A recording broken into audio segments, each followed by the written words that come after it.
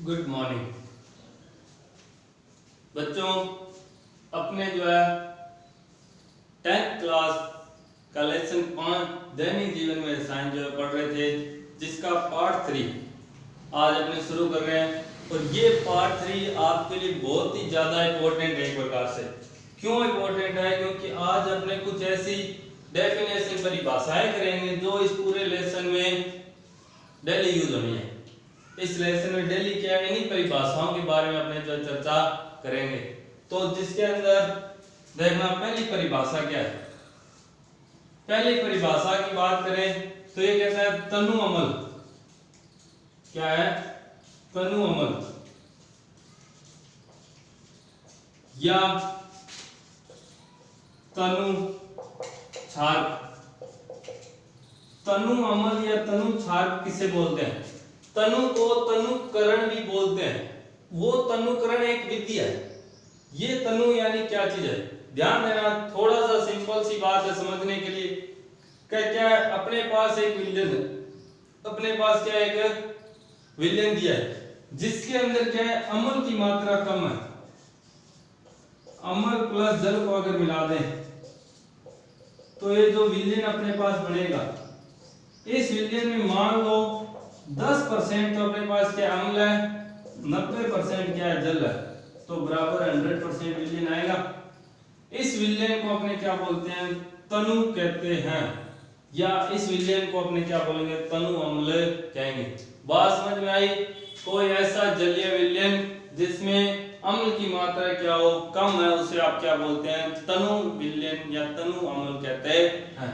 Same ऐसे क्षारक की बात करो तो क्षारक के लिए क्या देगा, यदि क्षारक की मात्रा क्या विलयन में कम है 10%, अब की बार यहाँ पे क्या आ जाएगा, क्षारक आ जाएगा।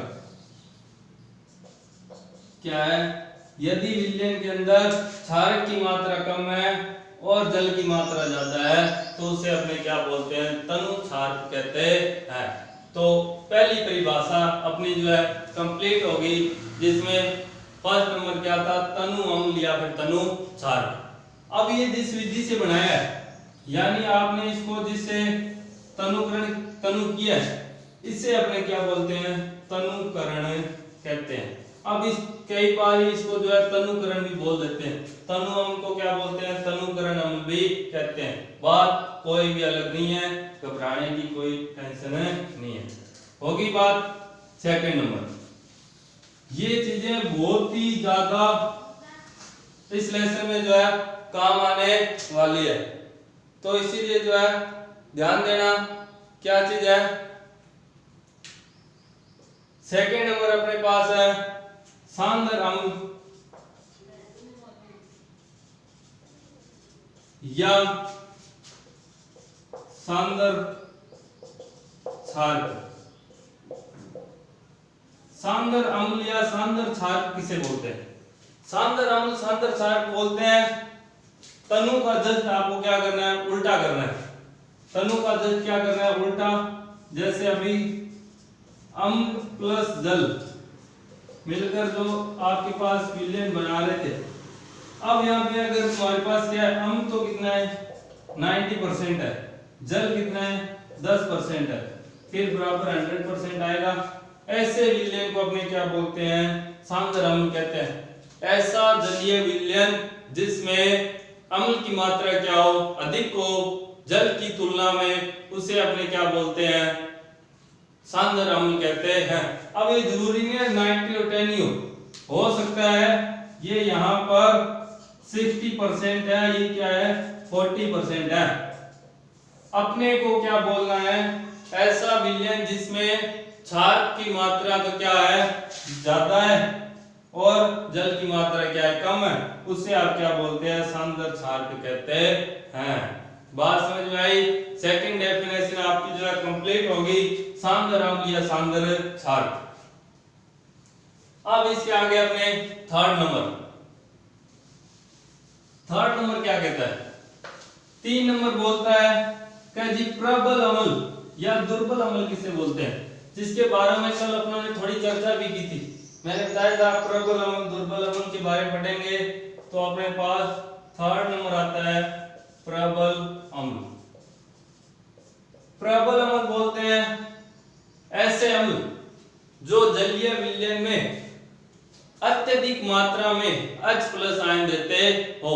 H प्लस अम्ल की परिभाषा के अंदर पढ़ा था। H प्लस किसे बोलते हैं? हाइड्रोजन आयन को। यानी कि कोई अम्ल जो है जलीय विलयन में आपने उसको घोला और वो क्या दे? Hydrogen ion. हाइड्रोजन आयन यानी कि H प्लस क्या हो? अत्यधिक मात्रा में देते हैं, उसे अपने क्या बोलते हैं? प्रबल अम्ल कहते हैं। हाइड्रोजन आयन अत्यधिक मात्रा में।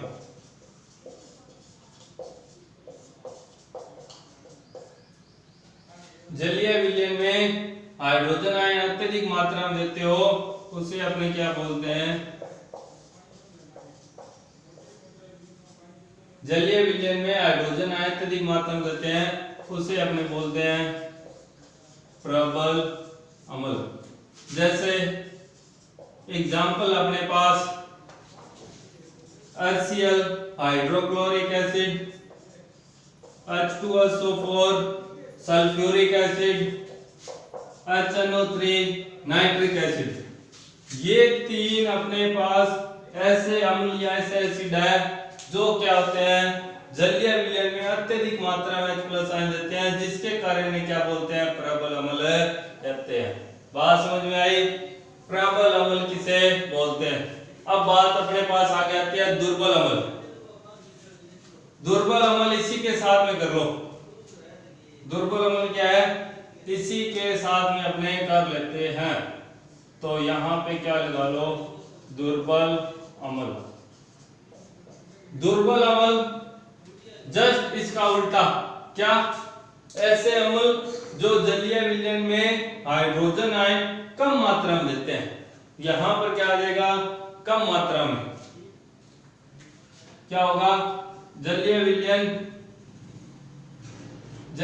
हाइड्रोजन आयन कम मात्रा में देते हैं। इसको मैं साफ कर रहा हूं, दोबारा लिख देता हूं यहां पर।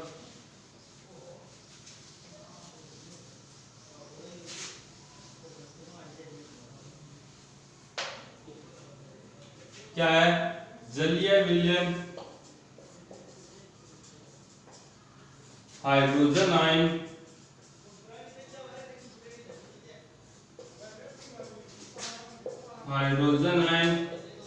H+ कम मात्रा में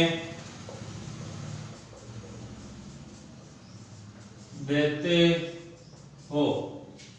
ऐसे अम्ल जो जलीय विलयन में हाइड्रोजन आयन H+ कम मात्रा में देते हैं, उन्हें आप क्या बोलते हैं? दुर्बल अम्ल कहते हैं। इसका अगर आप एग्जांपल देखो तो ये एग्जांपल आ जाएगा CH3COOH।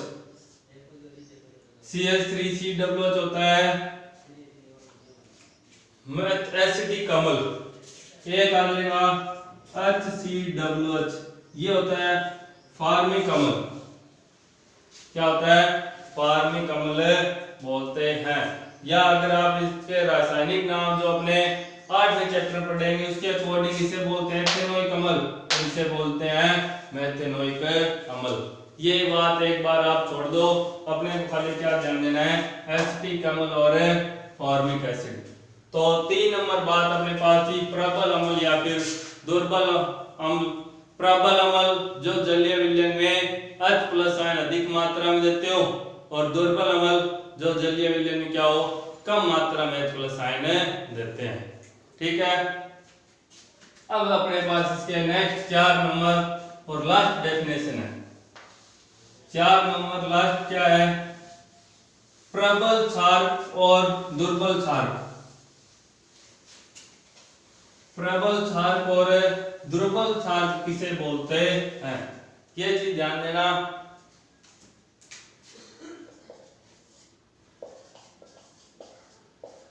प्रबल क्षारक या दुर्बल क्षारक। प्रबल क्षारक या दुर्बल क्षारक किसे बोलते हैं? प्रबल क्षारक ऐसे क्षारक जो जलीय विलयन में क्या हो? अत्यधिक मात्रा में OH- आयन देते हैं। जो जलीय विलयन में क्या है?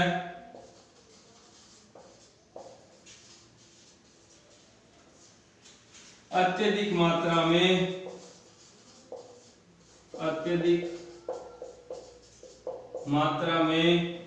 OH माइनस का नाम क्या बताया था?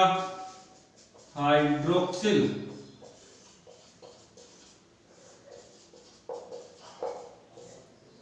ऐसे क्षार को जो जलीय विलयन में अत्यधिक मात्रा में OH माइनस हाइड्रोक्सिल आयन देते हो इसे अपने क्या बोलते हैं? प्रबल क्षार कहते हैं। एग्जाम्पल अपने पास आ जाएगा NaOH और KOH।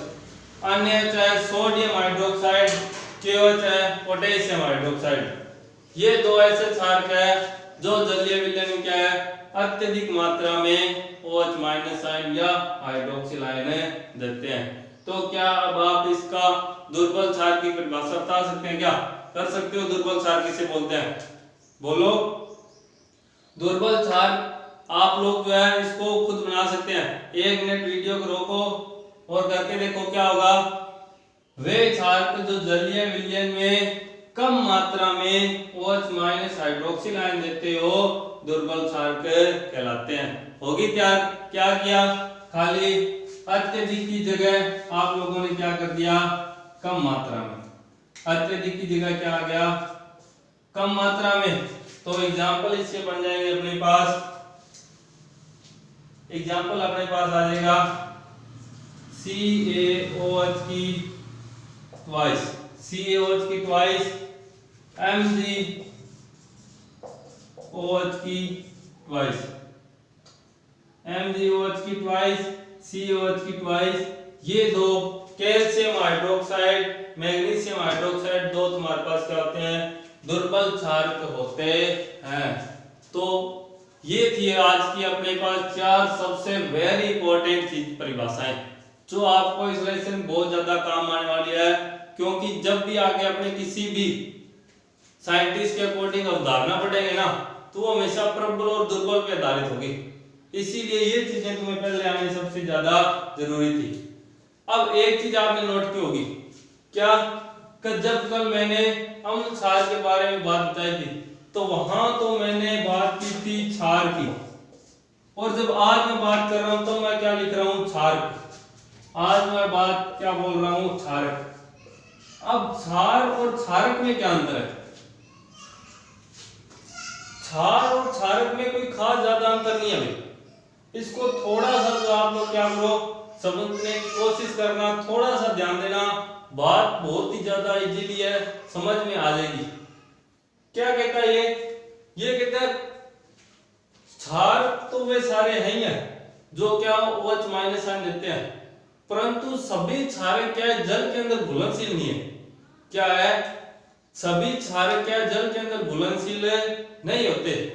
तो वे क्षारक जो जल में क्या घुलनशील हो उन्हें आप क्या बोलते हैं? क्षार कहते हैं। ये बहुत ही ज्यादा कंफ्यूज करने वाली चीज है आपके लिए। क्षार और क्षारक ये ज्यादातर जो है बुकों के अंदर क्या क्षार और क्षारक को एक ही मान लेते हैं। क्यों? क्योंकि इसमें क्या कोई खास ज्यादा डिफरेंस नहीं है। बस बच्चे क्या है नॉर्मली कंफ्यूज हो जाते हैं कि जी क्षार और क्षारक बोलते किसे हैं। तो क्षार या क्षारक के लिए मैं यहां पे तुम्हें क्षार की डेफिनेशन लिख रहा हूं। वे क्षारक, ध्यान रखना पूरा एकदम क्लियर लिख रहा हूं, वे क्षारक जो जल में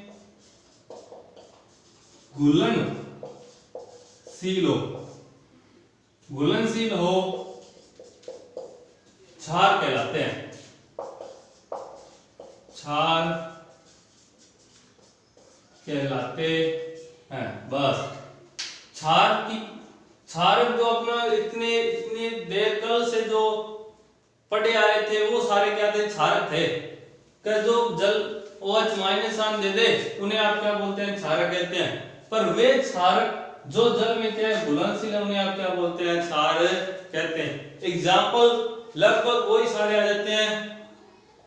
एक आधा कोई ऐसा एग्जाम्पल होगा जो क्या है क्षार नहीं कहलाता, परंतु उनकी चर्चा अपने जो है 10th तक की क्लास के अंदर जो नहीं करी गई है, ये बहुत ज्यादा आगे की बात आ जाती है, तो अपने खाली इस चीज को कंफ्यूज ना हो इसलिए मैंने ये थोड़ी बात जो है क्लियर कर दी। तो आज की बात जो अपने मुख्य चीजें जो इंपॉर्टेंट थी वो बात क्या होगी, कंप्लीट होगी। अब अपने जो है इस लेसन की स्टार्टिंग कर रहे हैं। क्या क्षार और क्षार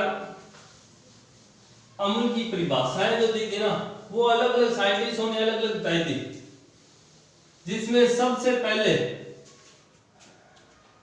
पहले जो है अरेनियस नाम का एक वैज्ञानिक आया था। लगभग सन 1887 के आसपास एक अरेनियस नाम का साइंटिस्ट है जिसने सर्वप्रथम अम्ल और क्षार की जो है परिभाषा दी थी। अम्ल जिसे आप बोलते हैं अरेनियस अवधारणा या अरेनियस संकल्पना, क्या है अरेनियस संकल्पना। अरेनियस संकल्पना या अरेनियस के अनुसार ये क्या बोलता है, ये कहता है वे पदार्थ जो जलीय विलयन में H+ आयन देते हैं अम्ल कहलाते हैं। अरेनियस ने क्या कहा, वे पदार्थ जिनका जलीय विलयन बनाने पर वो जल के अंदर क्या घुलनशील हो और तुम्हें क्या दे, H+ आयन देते हैं। जैसे अभी मैंने अम्ल लिखे थे HCl H2SO4 H लिखा था, मान ले लेता हूं HCl ले लिया। यदि इसका आपने बनाया क्या, जलीय विलयन, यदि इसका क्या बनाते हैं, जलीय विलयन बनाते हैं, तो ये क्या करता है H+Cl- के अंदर जो है टूट जाता है, अपघटित हो जाता है। HCl को जैसे जल के अंदर घोला, जैसे मान लो एक गिलास है उसके अंदर जल है, अब मैंने क्या किया उसके अंदर ऊपर जो है एसिड डाल दिया, एसिड डाल दी उसको घोलोगे ना, वहां पे क्या हो जाएगा, एक तो H+ hydrogen ion plus Cl- chlorine जो है फिनाइल के रूप के अंदर जो है अपघटित हो जाता है। अब अपने पास यहाँ पे हाइड्रोजन आयन आ गया, इसका मतलब है HCl तुम्हारे पास क्या है, अम्ल है। बात समझ में आई। आरएनएस ने क्या बोला, ऐसे पदार्थ जो जलीय विलयन में H+ देते हैं, ऐसे पदार्थ जो जलीय विलयन में H+ देते हैं वे पदार्थ क्या कहलाते हैं, अम्ल कहलाते हैं। ठीक है। इसके अलावा क्षार के लिए क्या कहता है, क्षार के लिए कहता है वे पदार्थ जो जलीय विलयन में OH- आयन देते हो। क्या, वे पदार्थ जो जलीय विलयन में OH- आयन देते हैं उन्हें क्या बोलते हैं, क्षार कहते हैं। क्षार मैंने अभी क्या लिखा था, KOH लिखा था, KOH पोटेशियम हाइड्रोक्साइड। अब अगर मैं इसका जलीय विलयन लूं, यानी कि इसको क्या करना है, जल के अंदर घोल दें, तो ये क्या करता है, K+ OH- आयन के रूप में जो अपघटित होता है, टूट जाता है।